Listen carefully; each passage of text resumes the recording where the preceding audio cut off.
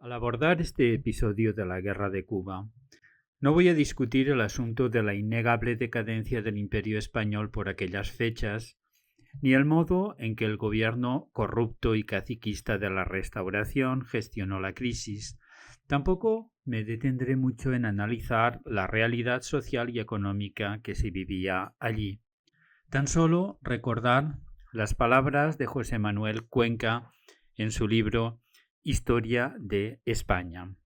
El conjunto de guerras que determinaron la independencia cubana, Guerra de los 10 años 1868-78, Guerra Chiquita 1878-85 y Guerra de Independencia 1895-1898, fueron consecuencia de la contradicción entre el desarrollo de las fuerzas productivas cubanas y el monopolio político y económico español.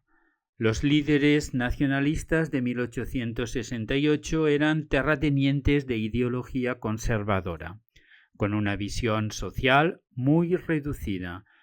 La prohibición de la esclavitud fue consecuencia de necesidades estratégicas. Y más adelante, los intereses del establishment peninsular, no tanto los del país real, impedirían que se resolvieran los problemas políticos planteados por las posesiones antillanas. El férreo control de la maquinaria administrativa local por parte del Partido Unionista o Españolista, que, formado por las clases burocráticas y comerciales españolas, por fabricantes, tenderos y artesanos inmigrantes, afirmaba que, por lógica política, la autonomía debía conducir al separatismo. Y finalmente, la indudable mentalidad asimilacionista o nacionalista de Madrid, empeñada en considerar la isla como una provincia española más, sujeta al peculiar centralismo gubernativo, se conjuraron para imposibilitar a tiempo un acuerdo con los rebeldes mambises. Dicha autonomía se dio tarde y mal, ya en 1897 por el gobierno de Práxedes Mateo Sagasta. Por cierto, también se dio a Filipinas, cuando las cosas se hallaban ya demasiado maduras. Como ya he dicho, no me voy a demorar mucho en este vídeo analizando tales cuestiones, pues ya lo hicieron con indudable brillantez y rigor en el momento mismo en que se producían los hechos, los hombres del regeneracionismo y los de la generación del 98 precisamente. El título apunta a una cuestión más restringida y que puede estudiarse, ¿por qué no?, de manera independiente. A saber, ¿por qué los Estados Unidos metieron baza en este asunto? ¿Quién les dio vela en este entierro? ¿Cuál fue el cuadro legal para dicha intervención? ¿O la motivación moral? ¿Acaso había una densa y maltratada población estadounidense establecida desde tiempo inmemorial en la isla? Por aquellas calendas, el gobierno yanqui había lanzado la proclama de la doctrina Monroe, América para los americanos. Hoy sabemos, ricos de la experiencia del intervencionismo norteamericano en el continente durante todo el siglo XX, creando repúblicas bananeras y estados satélite donde yacían por lo común las urnas tiritando bajo el polvo, que lo que probablemente quería decir Monroe era América para los norteamericanos. En acorde con tal visión del papel que debía desempeñar la potencia emergente, el gobierno de los Estados Unidos comenzó a armar a las guerrillas y a instigar la rebelión abierta contra los españoles. Los guerrilleros, Martí y los demás, cometieron el inmenso error que luego tendrán como mínimo un siglo ante ellos para lamentar, de aceptar dicho armamento y ayuda financiera.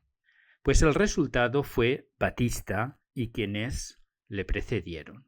Todo esto nos deja hoy en día una impresión de déjà vu, pero déjà vu muchas veces, demasiadas veces, sobre todo cuando tales veleidades y escarceos y meteduras de narices y quizá de pata, donde nadie les llama, pueden poner en peligro la seguridad, la integridad física, sin olvidar la del bolsillo, de todos. Sin embargo, ello no era todavía la intervención armada directa. Para dar tal paso conviene tener un pretexto, y este les vino como caído del cielo, o no, con la explosión del acorazado Maine, fondeado en La Habana, en la que murieron 266 marineros.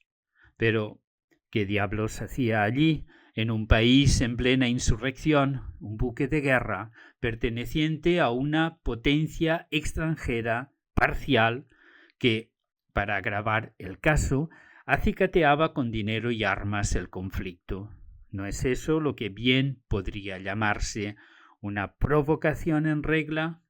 Tan solo en 1975, cuando un grupo de investigadores dirigido por el almirante Hyman Rickover, tras revisar con detenimiento toda la información relativa al incidente, reconoció el gobierno norteamericano que la explosión se debió a un sobrecalentamiento de las carboneras y quizá también a la negligencia de los oficiales al cargo que no tomaron las precauciones que requería el clima cálido de La Habana.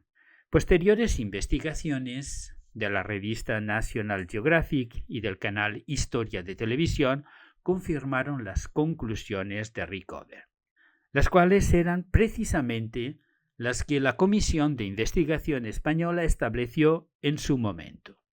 Apenas conocidos los hechos, sin aguardar peritaje alguno, la prensa estadounidense comenzó a acusar a España, soliviantando los ánimos con proclamas guerreras. La Comisión de Investigación norteamericana estableció sus conclusiones en acorde con los deseos de su gobierno, a saber, que había sido una mina o un torpedo colocado o lanzado por los españoles. Tal informe fue presentado ante el Congreso el 29 de marzo y el mes siguiente el presidente William McKinley declaró la guerra a España al grito de «Recordad el Maine y al infierno con España». El resto es de todos conocido. En palabras de José Manuel Cuenca, aquello no fue una guerra, sino un ejercicio de tiro norteamericano. La antañona Marina de Guerra española sucumbió enseguida ante la más moderna e infinitamente más potente norteamericana.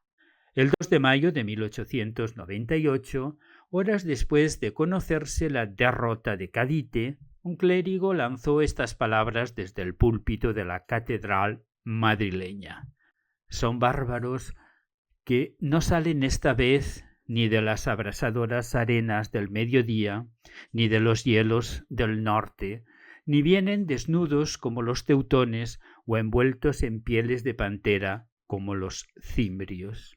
Estos bárbaros han salido de Occidente, van montados en grandes máquinas de vapor, armados de electricidad y disfrazados de europeos. Como todas las tribus bárbaras, no tienen más ideal que la codicia, ni más código que los desenfrenos de su voluntad. A buen entendedor, salud». Una vez más, nos quedamos con la honra, pero sin los barcos, cosa que, por los tiempos que corren, no es poco.